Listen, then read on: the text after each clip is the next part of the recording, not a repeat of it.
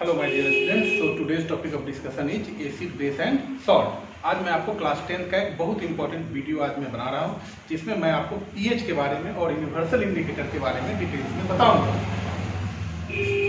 तो हमारा जो चैप्टर है वो क्या है, एसिड बेसेज एंड सॉल्ट। बच्चों, इस चैप्टर को आज हम लोग फिर से देखेंगे। इसमें आज का जो टॉपिक ऑफ डिस्कशन होगा वो हमारा होगा strength of acid and base solution. Strength of acid and base solution, ठीक है बच्चों।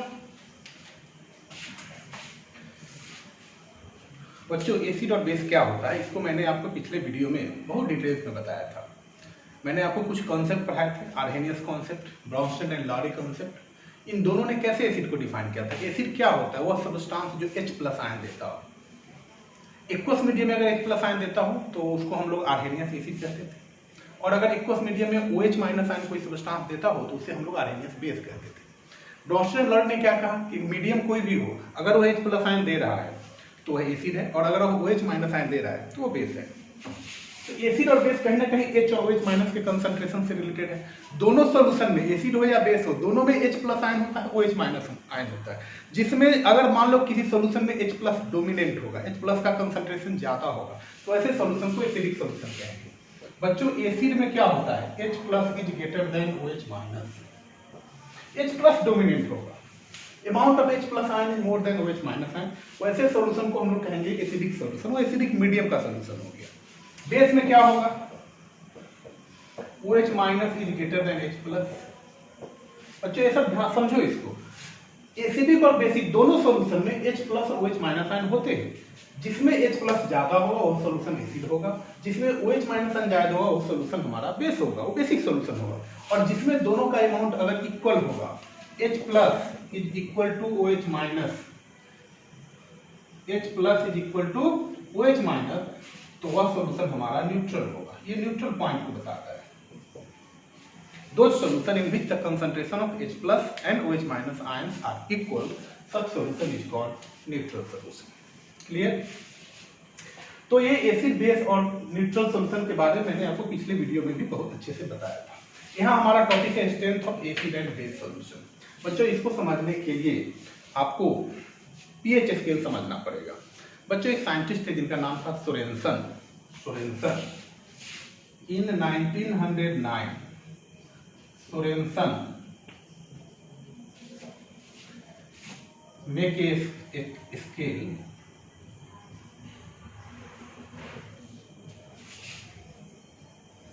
in 1909 Sorensen devised या make a scale on the basis of या on which the strength of acid as well as basic solution could be represented by making use of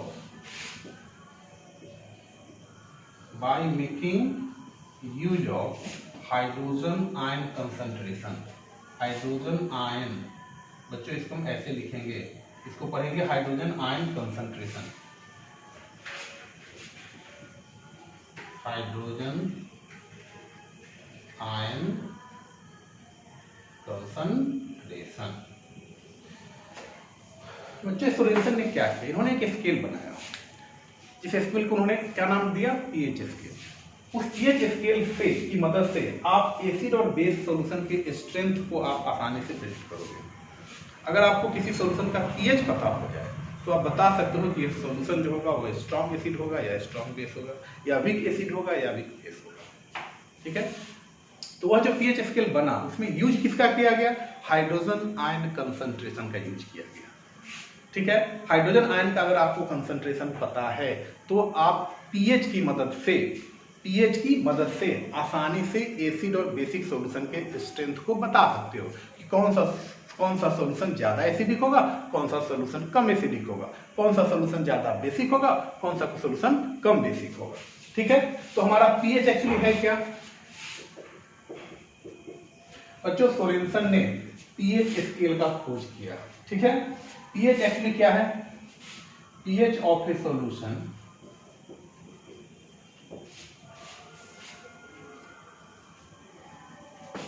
is inversely proportional to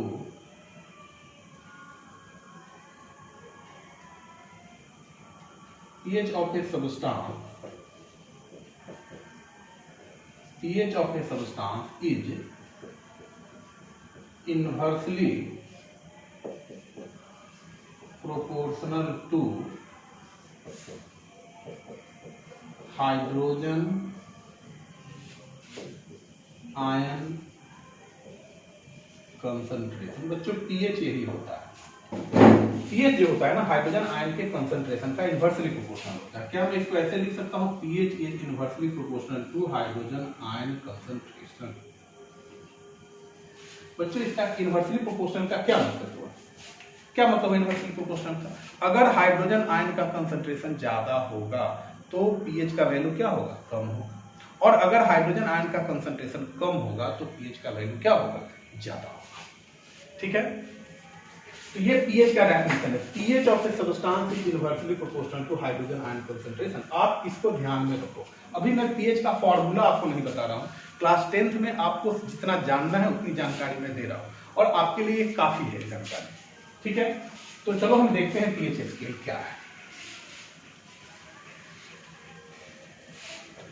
देखो बच्चों, pH scale में क्या होता है, ये एक scale है जिसका रेंज जो होता है 0 से शुरू होता है, 0 1 2 3 4 5 6 7 8 9 10 11 12 13 और 14।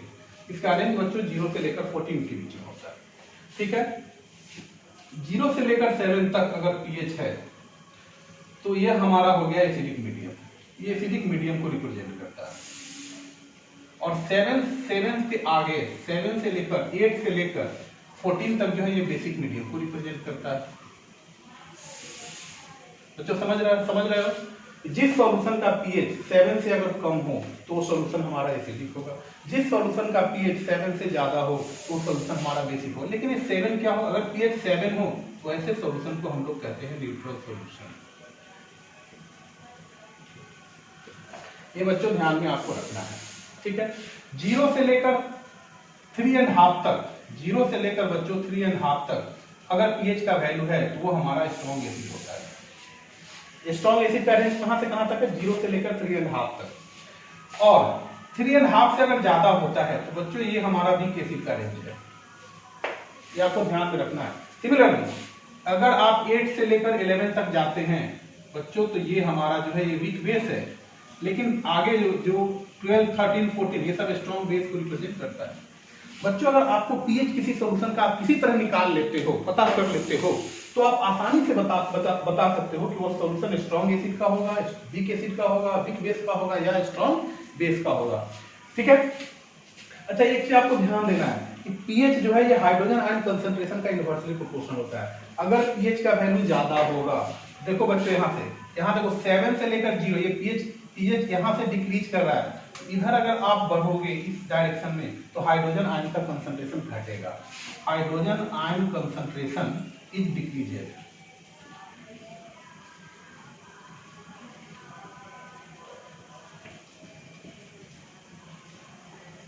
बच्चों इधर से इधर आने पर पीएच अगर पीएच का वैल्यू डिक्रीज करेगा तो हाइड्रोजन आयन का कंसंट्रेशन नहीं बच्चों डिक्रीज नहीं करेगा, ये इंक्रीज करेगा। बच्चों यहाँ एरो ध्यान दो, एरो को ध्यान दो, पीएच क्या हो रहा है 7 से 0 हो रहा है, पीएच घट रहा है। पीएच अगर घटेगा तो हाइड्रोजन आयन का कंसंट्रेशन बढ़ेगा according to this relationship. PH घटेगा तो H+ का कंसंट्रेशन बढ़ेगा, अगर पीएच बढ़ेगा तो H+ का कंसंट्रेशन घटेगा।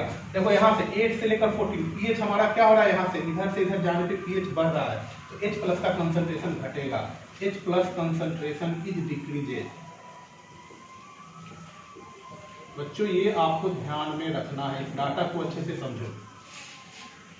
ठीक है, यहाँ मैं आपको ये भी बता रहा हूँ, इसको ध्यान से रखना है कि अगर पीएच सॉल्यूशन का कम होगा, पीएच का वैल्यू कम होगा तो एसिड हमारा कैसा होगा, स्ट्रॉन्ग एसिड होगा। पीएच का वैल्यू ज्यादा होगा तो हमारा एसिड कैसा होगा, वीक एसिड होगा। ठीक है, ऐसा क्यों होता है, because pH is inversely proportional to H plus ion. बच्चों ये जो एसिडिक स्ट्रेंथ होता है, ये ध्यान रखना है, acidic strength is directly proportional to H plus ion concentration, और H प्लस आयन कंसंट्रेशन के डायरेक्टली प्रोपोर्शनल एसिडिक स्ट्रेंथ होगा, but it is inversely proportional to pH according to this relationship. H plus ion और pH में इनवर्सल relationship है, तो जिस solution का pH ज्यादा होगा उस सॉल्यूशन का एसिडिक स्ट्रेंथ कम होगा। pH ज्यादा मींस H प्लस का कंसंट्रेशन कम होगा, H प्लस का कंसंट्रेशन कम होगा तो एसिडिक स्ट्रेंथ भी कम होगा। मान लो अगर हमारे पास एक सॉल्यूशन है, जिस सॉल्यूशन को मैं A मान रहा हूं, कोई सॉल्यूशन है A है, A इसका pH हमको पता है मान लो 3 है, और कोई सॉल्यूशन B है, इसका pH हमारा 5 है। बच्चों देखो दोनों का 3 और 5 दोनों एसिडिक सॉल्यूशन है, लेकिन आप हमको ये बताओ कि इस दोनों में कौन स्ट्रॉन्ग एसिड होगा, कौन सॉल्यूशन स्ट्रॉन्ग एसिडिक होगा। तो आप आसानी से बता सकते हो, जिसका pH ज्यादा होगा उसका एसिडिक स्ट्रेंथ कम होगा। pH किसका, B सॉल्यूशन का pH ज्यादा है, B सॉल्यूशन का एसिडिक स्ट्रेंथ कम होगा। It means that A is more acidic then B। Here A is more acidic than B। क्या बच्चों ये क्लियर हुआ आपको, जिस सॉल्यूशन का pH ज्यादा होगा उसका एसिडिक स्ट्रेंथ कम होगा, ये आपको ध्यान में रखना है। इससे बहुत सारे क्वेश्चंस एग्जाम में पूछे जाते हैं। ठीक है, सिमिलरली अगर हम बेसिक स्ट्रेंथ की बात करें, is directly proportional to OH minus ion concentration and it is directly proportional to pH। जिस सॉल्यूशन का pH ज्यादा होगा उसका बेसिक स्ट्रेंथ भी ज्यादा होगा। जैसे मान लो ये सॉल्यूशन A है, इसका pH हमारा क्या है, बेसिक स्ट्रेंथ की बात करेंगे तो हमेशा pH 7 से अधिक ही होगा। मान लो इसका pH 8 है और कोई सॉल्यूशन B है, इसका pH 10 है, बताओ इस दोनों में से कौन सा ज्यादा बेसिक होगा। तो आप आसानी से इस रिलेशनशिप की मदद से देखो, basic strength is directly proportional to pH। बच्चों जिसका pH ज्यादा होगा उसका बेसिक स्ट्रेंथ ज्यादा होगा। यहाँ पर सॉल्यूशन B का pH ज्यादा है तो B is more basic than A। ठीक है बच्चों, तो इससे आपसे एग्जाम में बहुत सारे क्वेश्चन पूछे जाते हैं, एसिडिक स्ट्रेंथ और बेसिक स्ट्रेंथ से रिलेटेड क्वेश्चन। ये दोनों बच्चों pH से रिलेटेड है। आपको ध्यान रखना है, acidic strength is inversely proportional to pH but basic strength is directly proportional to pH। Clear हुआ बच्चों, इस pH स्केल की मदद से हम लोग बहुत सारे सब्सटेंस का pH निकालते हैं। चलो आपको कुछ सब्सटेंस का मैं एग्जांपल देता हूं। जैसे हमारा है विनेगर, बच्चों इसका pH होता है 4।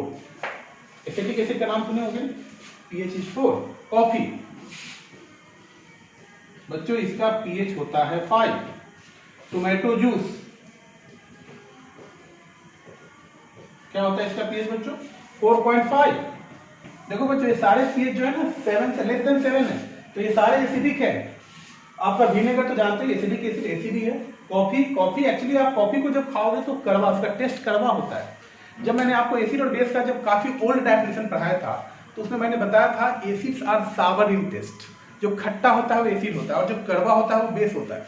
बच्चों कॉफी का टेस्ट तो कड़वा होता है तो इसको बेस होना चाहिए, लेकिन एक्चुअली में बेस नहीं होता। देखो इसका pH 5 है, लेस देन 7 है। लेस देन 7 मींस एसिडिक है, ये बेसिक नहीं होता है। एसिडिक इसका होता है, इसका नेचर जो होता है ना कॉफी सॉल्यूशन का, it is acidic in nature. Vinegar acidic, tomato juice it is acidic in nature. ठीक है बच्चों, मिल्क, आप हम लोग जो दूध पीते हैं मिल्क, बच्चों इसका pH होता है 6.5, it is also acidic in nature. ठीक है, अच्छा बच्चों जो सलाइवा है बिफोर मील, जब हम लोग खाना खाने से पहले अगर आप सलाइवा का नेचर देखोगे बच्चों वो बेसिक होता है। सलाइवा आपका 7.4 इसका pH होता है, लेकिन इस सलाइवा का pH आफ्टर मील, भोजन के बाद इसका pH हो जाता है 5 पॉइंट समथिंग, 5.8 8 होता है। देखो बच्चों काफी चेंज होता है इसके पीएच में। Before meal pH is 7.4, saliva का नेचर बेसिक होता है। आफ्टर मील इसका नेचर एसिडिक हो जाता है, लेस देन 7 हो गया बच्चों।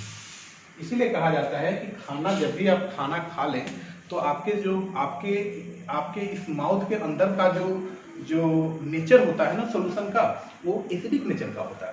इसीलिए खाना खाने के बाद भी ब्रश करना चाहिए। ब्रश करने से क्या होता है, ब्रश जब कर लेंगे तो जो एसिडिक नेचर, जो एसिड आपके मुंह में आ गया, वो सारा एसिड जो है सो धुल जाएगा, निकल जाएगा, जिसके कारण आपका दांत जो है सो सुरक्षित रहेगा।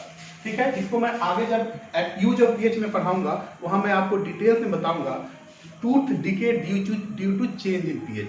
तो ये टॉपिक को मैं डिटेल्स में वहां डील करूंगा। फिलहाल आप यहाँ जानो सलाइवा का नेचर जो है बिफोर मील बेसिक नेचर का होता है and saliva after meal it is acidic in nature. इसी तरह बच्चों अगर मैं कहूं और किसका मैं टूथपेस्ट का बच्चों नेचर क्या होता है, टूथपेस्ट का जो पीएच होता है ना 7.4 होता है बच्चों, ये बेसिक नेचर का होता है।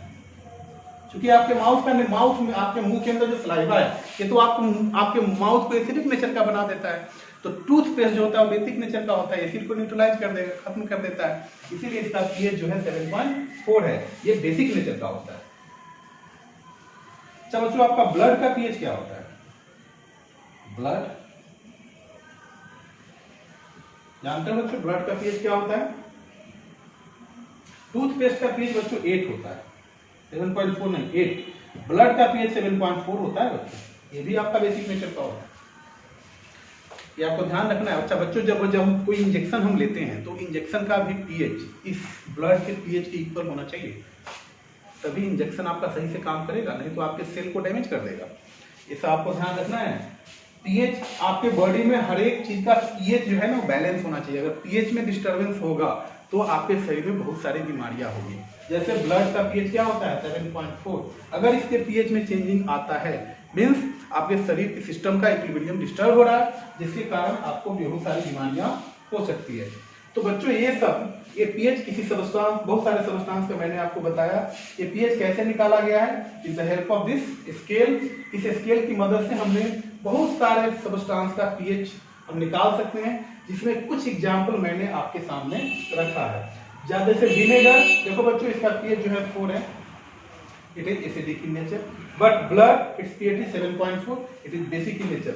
आपको ध्यान रखना है कि अगर पीएच ग्रेटर देन 7 होगा तो सॉल्यूशन का नेचर बेसिक होगा, पीएच लेस देन 7 होगा नेचर एसिडिक होगा, बट पीएच इक्वल टू 7 होगा सॉल्यूशन का नेचर कैसा होगा, न्यूट्रल होगा। You can easily predict nature of solution with the help of pH value.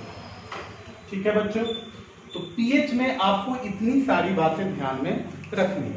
ठीक है, अच्छा इस पीएच का एक बहुत इंपॉर्टेंट एप्लीकेशन मैं आपको बताऊंगा, यूनिवर्सल इंडिकेटर। ये यूनिवर्सल इंडिकेटर क्या है आज हम लोग सीखेंगे।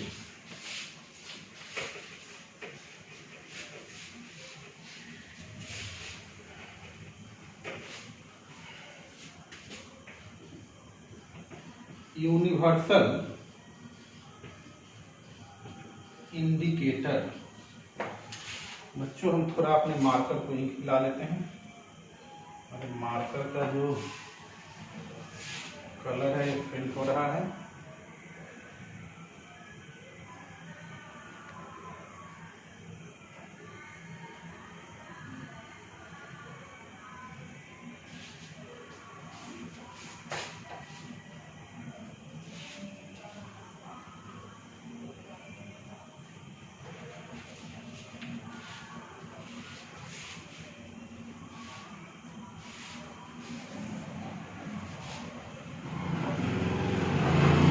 बच्चों तो आ जाइए, हम लोग क्या पढ़ रहे हैं, यूनिवर्सल इंडिकेटर। क्या होता है बच्चों यूनिवर्सल इंडिकेटर? बच्चों इसकी मदद से हम आसानी से प्रेडिक्ट कर सकते हैं कि कौन सा सॉल्यूशन जो है कौन सा सॉल्यूशन ज़्यादा एसिडिक है, कौन सा सॉल्यूशन कम एसिडिक है। अच्छा इससे पहले मैंने आपको इंडिकेटर के बारे में बताया था। जैसे मैंने लिटमस बताया था आपको, मिथाइल ऑरेंज पढ़ाया था, फिनोल्फथालीन बताया था। ये सारे इंडिकेटर हमको क्या बताते थे? ये हमको सॉल्यूशन के नेचर के बारे में बताते थे कि सॉल्यूशन हमारा एसिडिक नेचर का होगा या बेसिक नेचर का होगा। लेकिन ये सब सॉल्यूशन के स्ट्रेंथ के बारे में इससे हम प्रेडिक्ट नहीं कर पाते थे। लेकिन हम यूनिवर्सल इंडिकेटर की मदद से हम सॉल्यूशन के स्ट्रेंथ के बारे में बता सकते हैं। ये सॉल्यूशन ज़्यादा एसिडिक है, ये सॉल्यूशन कम एसिडिक है, ये सॉल्यूशन ज़्यादा बेसिक है, ये सॉल्यूशन कम बेसिक है। यानी कि सॉल्यूशन के स्ट्रेंथ के बारे में, सॉल्यूशन के नेचर के स्ट्रेंथ के बारे में हम लोग यूनिवर्सल इंडिकेटर की मदद से आसानी से उसको हम प्रेडिक्ट कर सकते हैं। तो क्या होता है यूनिवर्सल इंडिकेटर? बच्चों ये एक mixture of it is a mixture of substance, या आप इसको डाई भी कह सकते हैं, which changes color in acidic और basic medium। बच्चों बहुत सारे सब्सटेंस का मिक्सचर होता है जो कि एसिडिक और बेसिक मीडियम में अपना कलर चेंज करता है। कैसे कलर चेंज करता है और इसे हम कैसे किसी एसिड और बेस के स्ट्रेंथ को पता करते हैं, चलो इसको समझते हैं।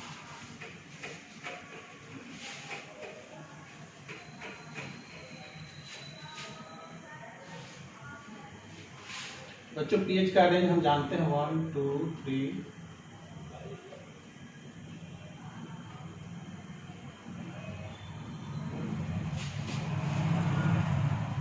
and 14। PH fix range started from 0 to 14। ठीक है, जो स्ट्रॉन्ग एसिड होते हैं उसका पीएच कम होता है, जैसे आपको हाइड्रोक्लोरिक एसिड है, सल्फ्यूरिक एसिड है, इन सब का पीएच 0 और 1 के बीच में ही आता है। और जो वीक एसिड होते हैं उनका पीएच ज्यादा होता है। ठीक है, उसी तरह जो स्ट्रॉन्ग बेस होते हैं उनका पीएच ज्यादा होता है, जो वीक बेस होता है उसका पीएच 7 से 7, 8 और 10 के बीच में आता है। ये सब मैंने आपको थोड़ा देर पहले डिस्कस किया है। इसमें क्या होता है, यूनिवर्सल इंडिकेटर क्या बताता है बच्चों कि अगर मान लो किसी सब्सटेंस का हमको पता करना है कि ये सब्सटेंस स्ट्रॉन्ग एसिड है या स्ट्रॉन्ग बेस है, तो यूनिवर्सल इंडिकेटर हमको कलर के बारे में बताता है। जैसे 0 से लेकर 2 तक, बच्चों यहाँ से ध्यान दो, यहाँ से 0 से लेकर 2 तक जो कलर यूनिवर्सल इंडिकेटर बताएगा वो रेड कलर इंडिकेट करता है। अगर आप यहाँ से देखते हो बच्चों, 2 से लेकर अगर आप आओगे, यहाँ 3 छूट रहा है, 3 से लेकर या 3 तक आओ बच्चों, रेड कलर दिखाएगा। 3 to 5, यहाँ से यहाँ तक बच्चों आपको दिखाएगा ये ऑरेंज कलर। और 5.5 से अगर आप 7 तक आएंगे बच्चों, तो ये आपको दिखाएगा येलो कलर। 7 तो बच्चों आपको पता है न्यूट्रल सॉल्यूशन होता है, जहाँ H+ और OH- का कंसंट्रेशन क्या हो जाता है, इक्वल हो जाता है। तो यहाँ पर आपको सॉल्यूशन का कलर कैसा मिलेगा, आपको ग्रीन मिलेगा। यूनिवर्सल इंडिकेटर ग्रीन सॉल्यूशन बताएगा अगर सॉल्यूशन न्यूट्रल है तो। 8 से लेकर अगर आप 10 के बीच में जाते हैं तो जो कलर यूनिवर्सल इंडिकेटर आपको बताएगा वो ब्लूइश कलर का होता है। ब्लूइश कलर आप लिख सकते हैं, ब्लूइश।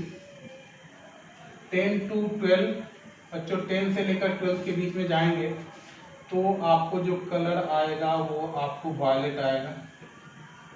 और 13 to 14 अगर आप आते हैं तो ये जो कलर आपको दिखाएगा पर्पल कलर होगा। बच्चों इस कलर से हमको क्या पता चलेगा, जैसे मान लो कि हमको किसी सब्सटेंस का हमको पीएच पता करना है, तो मान लो जैसे ये हमारा सॉल्यूशन है, ये हमारा सॉल्यूशन है, हमको पता करना है कि ये किस नेचर का सॉल्यूशन है। तो हम क्या करेंगे, इसमें यूनिवर्सल इंडिकेटर डालेंगे। ठीक है, अगर यूनिवर्सल इंडिकेटर डालने के बाद इसका कलर अगर रेड हो जा रहा है, कैसा हो जा रहा है, रेड हो जा रहा है। रेड अगर होगा तो जाहिर है कि इसका पीएच जो है 0 से लेकर 2 के बीच में होगा। बच्चों हमको एक टेंटेटिव डाटा चाहिए, ये एग्जैक्ट डाटा नहीं बताइए, एग्जैक्ट पीएच के बारे में आपको जानकारी नहीं देगा, ये आपको एक टेंटेटिव डाटा के बारे में जानकारी देगा। जैसे ही हमने इसमें यूनिवर्सल इंडिकेटर डाला, हमारा सॉल्यूशन का कलर रेड हो गया, तो इससे आप एक अनुमान लगा लोगे कि सॉल्यूशन का जो पीएच होगा वो कहां से कहां तक होगा। बच्चों देखो ये रेड जो है मैंने कहां से कहां तक दिखाया है, 0 से लेकर 3 के बीच में मैंने आपको रेड दिखाया, 3 से लेकर 5 के बीच में देखो बच्चों यहाँ मैंने आपको ऑरेंज दिखाया, 5 से लेकर 7 से थोड़ा सा कम लेस देन 7 क्या कलर होता है, येलो कलर होता है। ये डाटा आपको नोट करना है। 8 से लेकर 10 के बीच में बच्चों लगभग आपको कैसा ब्लूइश कलर आएगा, 10 से लेकर 12 के बीच में आपको वायलेट कलर है, और 12 से 14 के बीच में आपको कैसा कलर मिलेगा, पर्पल कलर मिलेगा। अच्छा बच्चों, अगर इस सॉल्यूशन का कलर रेड हो गया तो पीएच आपका क्या होगा, पीएच का जो रेंज होगा 0 से लेकर 2 के बीच में होगा, और 0 से 2 के बीच में जो हमारा पीएच होता है सॉल्यूशन कैसा होता है, स्ट्रॉन्ग एसिडिक सॉल्यूशन होता है।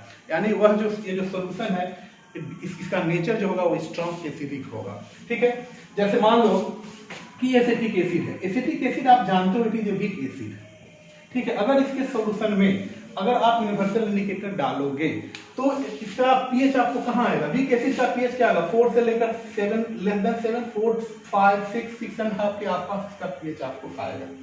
ठीक है ना, तो इससे हमको पता चलेगा कि acidic acid is a weak acid.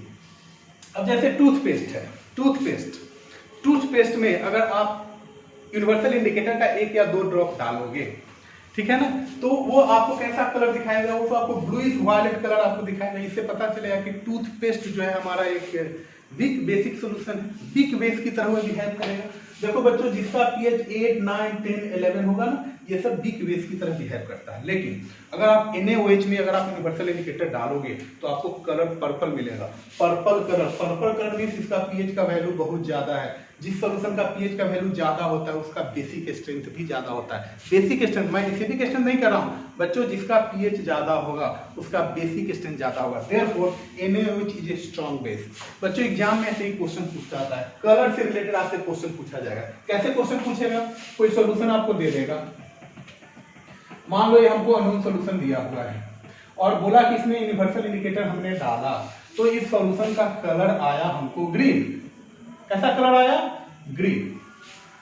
जब हमने इस सॉल्यूशन में यूनिवर्सल इंडिकेटर डाला तो सॉल्यूशन का कलर चेंज हुआ ग्रीन में। बताओ ये सॉल्यूशन का नेचर कैसा होगा, तो मैंने आपको क्या बताया है, सॉल्यूशन का अगर कलर ग्रीन आएगा मतलब इसका पीएच क्या होगा, इट्स पीएच बिकम्स 7, और 7 जब पीएच होता है तो सॉल्यूशन का नेचर कैसा होगा, न्यूट्रल होगा। Solution is neutral in nature. तो आप आसानी से यूनिवर्सल इंडिकेटर से रिलेटेड क्वेश्चन को बता सकते हो। चलो एक और क्वेश्चन कराते हैं। मान लो हमारा ये सॉल्यूशन है, हमारा ये सॉल्यूशन है, ठीक है, इसमें मैंने यूनिवर्सल इंडिकेटर डाला। जैसे डाला इसमें यूनिवर्सल इंडिकेटर तो इसका कलर हो गया रेड। क्या हो गया, रेड। बताओ इस सॉल्यूशन का नेचर क्या होगा, रेड हो जाना। रेड मींस क्या, इसका पीएच का वैल्यू कहां से कहां तक होगा, 0 से लेकर 3 के बीच में इसका पीएच का वैल्यू होगा, और 0 से 3 के बीच में इसका पीएच रेंज हो गया 0 to 3, और 0 से 3 के बीच में हमारा स्ट्रॉन्ग एसिड होता है। तो ये सॉल्यूशन जो है it behaves like a strong acid. इसका नेचर जो होगा एसिडिक नेचर का होगा, स्ट्रॉन्ग एसिडिक नेचर का ये सॉल्यूशन हमारा होगा। तो बच्चों हम पीएच की मदद से आसानी से प्रेडिक्ट कर सकते हैं कि सॉल्यूशन का क्या स्ट्रेंथ है। ठीक है, पीएच का यूनिवर्सल इंडिकेटर की मदद से। वैसे जो मैंने आपको पहले इंडिकेटर बताया था उससे आप सॉल्यूशन के नेचर को ही पता कर सकते हो कि वो एसिडिक है या बेसिक है, लेकिन यूनिवर्सल इंडिकेटर की मदद से आप नेचर तो पता कर ही सकते हो, साथ साथ उस सॉल्यूशन के स्ट्रेंथ के बारे में भी आप आसानी से प्रेडिक्ट कर सकते हो, प्रेडिक्शन कर सकते हो। ये स्ट्रॉन्ग एसिडिक होगा या वीक एसिड होगा, स्ट्रॉन्ग बेस होगा या वीक बेस होगा। ठीक है बच्चों, क्लियर हुआ? ठीक है, आज के लिए इतना ही। Thank you.